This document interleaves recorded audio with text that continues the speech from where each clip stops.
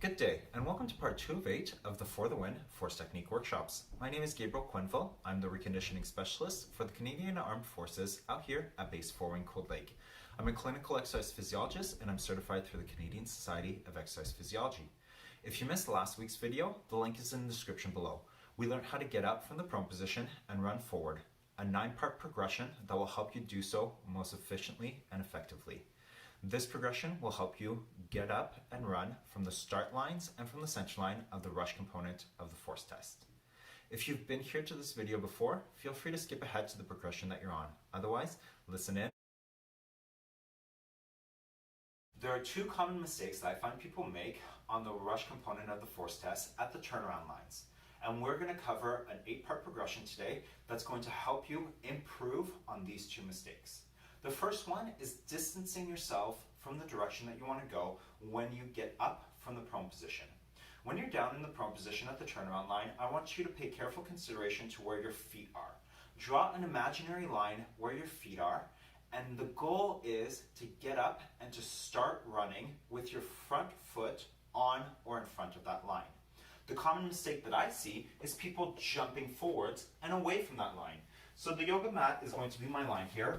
I'm down on my stomach in my hand release. 3, 2, 1, go. If I jump my feet forward, I've distanced myself from the direction I want to go. I turn around and my first step is on the line where my feet already were.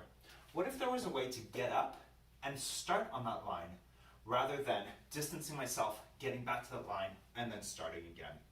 That's one thing that we're going to improve on while we go through this 8-part progression. The second thing is a lot of people tend to just trip on themselves.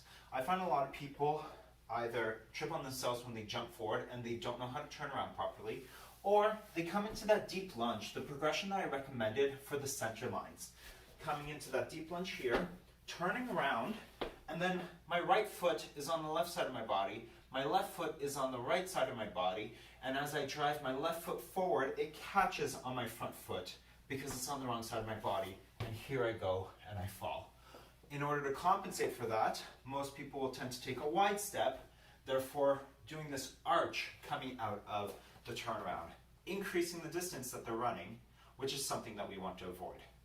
Pay attention to this 8-part progression where we're going to help you fix those common errors. You may not be aware of this, but in Australia, there's a very popular sport called the beach flags. In the beach flags, everyone lays down in the sand on their stomachs.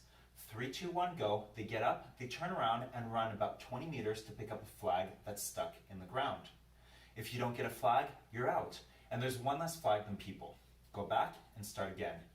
The great thing is that these professional athletes have come up with 2 techniques that are just as efficient and just as effective to get up and to turn around and start running in a maximal effort sprint. We're going to learn the first technique today, and it's called the foot pivot. It looks a little bit like this. 3, 2, 1, get up, turn around, and start running. The idea here is that your foot stays on the start line, something that we already discussed. The second thing is that your front foot ends up being on the same side of the body that it is meant to be on when you're in the standing deep lunge position. So if you notice, my left foot traveled from the left side of my body, and as I turned, it stayed on the left side of my body. So it has a clear path to go when I start running, and I don't have to trip on myself, or I don't have to loop around.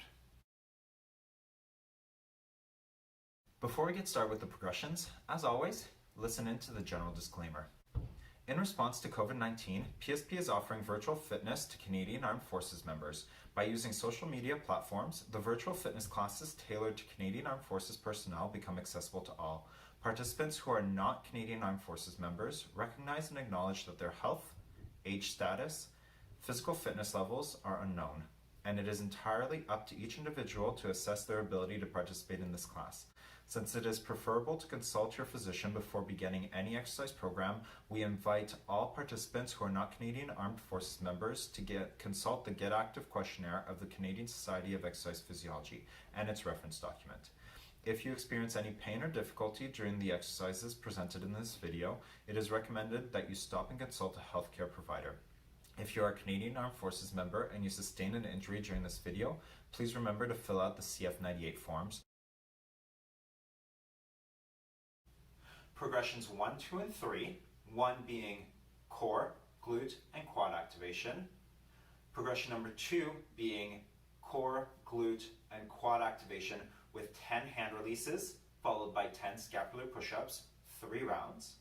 And progression number 3, core, glute, and quad activation while doing hand release push-ups for 10, resting and repeating that 3 times, are the exact same progressions that we did in last week's video, where we learned how to get up and run forwards at the start and the center lines. If you want more description on how to do those, find the YouTube video for that one linked in the description below. Or you can also make your way to the Canvas slideshow that I have presented as well. If you're on progression number 4, you're comfortable activating your core, your glutes, and your quads while doing 3 reps of 10 hand release push-ups. Now we're going to do the exact same thing, but we're going to add 10 crossover lunges, 5 per side. Coming down onto our stomachs, we're going to activate our core, our glutes, our quads. Do a hand release push-up, and then bring our leg crossed over to our other foot. This is kind of like the pigeon, however, the weight is on your foot and your knee is up towards your chest. If you're having difficulty doing this due to mobility, please do yoga or hip mobility training that is specific to the hips every single day so you can get into that nice deep lunge position, which is crucial for the overall progression that we are learning today. You can find yoga videos every single morning at 11 a.m. being posted onto the Four Wing Calf Connections Facebook page. Progression number 5 builds upon progression number 4. We're going to do progression number 4 once, and then we're going to add 10 deep lunge pivots. We're going to do 5 per leg.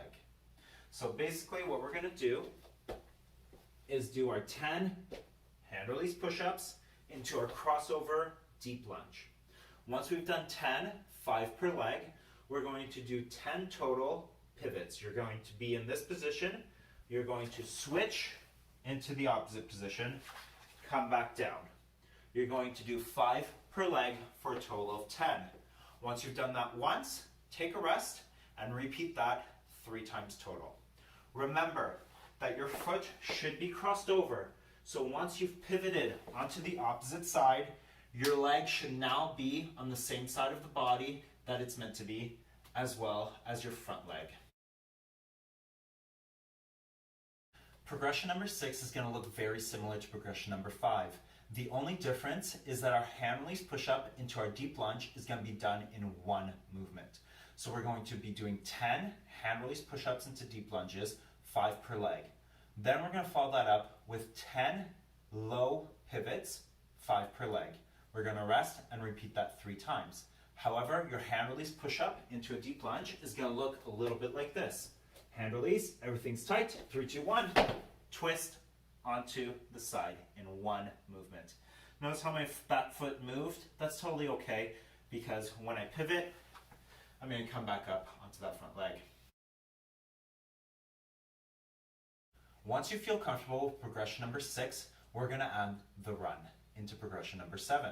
So we're going to do 10 hand release push-ups into a deep crossover lunge, one movement. We're going to do 5 per leg. Then we're going to do deep pivots into a maximal effort sprint for 5 to 10 meters. Repeat that 10 times, 5 per leg. It's going to look a little bit like this. Hand release push-up, everything's tight. Deep crossover lunge, 10, 5 per leg. Then I'm going to come into this position and I'm going to practice pivoting into a run. Now I'm not going to do that because I'm going to run into a wall if I do that. So for you, make sure you have enough space to cover 5 to 10 meters and then come back and do it again. Key points are to stay low and to drive through the ground on that front leg that you're pivoting on. Go watch that YouTube video that I recommended on last week's video if you want more information on how to drive out of a sprint. It's going to be a little bit different because we're pivoting, but most of the recommendations that are mentioned in that video still hold true.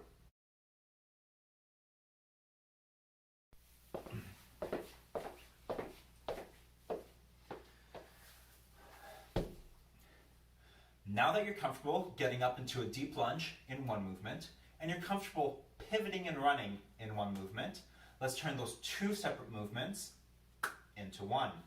We're going to come down on our stomach for the last part of our progression. Hand release, everything's tight. We're going to get up, twist into a deep lunge, pivot, and run all at once. 3, 2, 1, and off we go. Once again, I'm not going to run into a wall. Make sure that you have at least 5 to 10 meters to practice this. Get comfortable with this before you start implementing it into your actual workout.